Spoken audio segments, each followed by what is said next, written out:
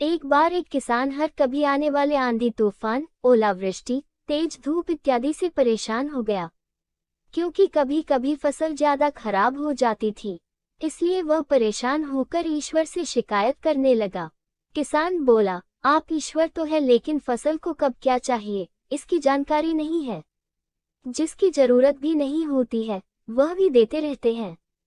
इसलिए आपसे मैं विनती करता हूँ कि आप मुझे एक मौका दीजिए, मेरे कहे अनुसार मौसम कीजिए, फिर हम सब किसान अन्न के भंडार भर देंगे।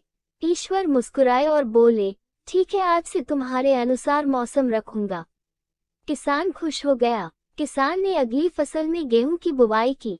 उसने जब चाहा तब धूप मिली, उसने जब चाहा पानी मिला। पानी की तो उसने बिल्कुल कमी नहीं आने दी। आंधी, बाढ़ और तेज धूप तो उसने आने ही नहीं दी। समय बीतने पर फसल बड़ी हुई।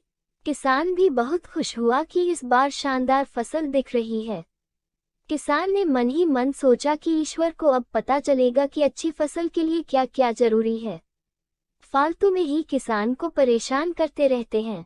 किसान फसल काटने के लिए खेत पहुंचा।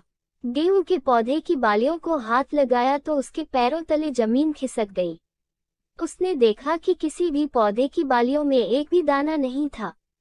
किसान दुखी हो गया और बोला, हे ईश्वर, ऐसा क्यों हुआ? क्योंकि मैंने तो सब कुछ सही किया और सही समय पर किया। इस पर ईश्वर बोले, हे प्रिय किसान, ऐसा तो होना ही था, क्योंकि तुमने इन पौधों को बिल्कुल भी संघर्ष नहीं करने दिया। इन्हें न तो तेज धूप में तपने दिया, न ही आंधी का सामना करने दिया। इन्हें किसी भी प्रकार की चुनौतियों का सामना नहीं करने दिया। इसलिए बाहर से भले ही अच्छे दिख रहे हो, लेकिन ये अंदर से बिल्कुल खोखले हैं। इनके अंदर कुछ भी दाने नहीं। पौधे जब विभिन्न चुनौतियों का सामना करते हैं तो उनमें ऊर्जा पैदा होती है।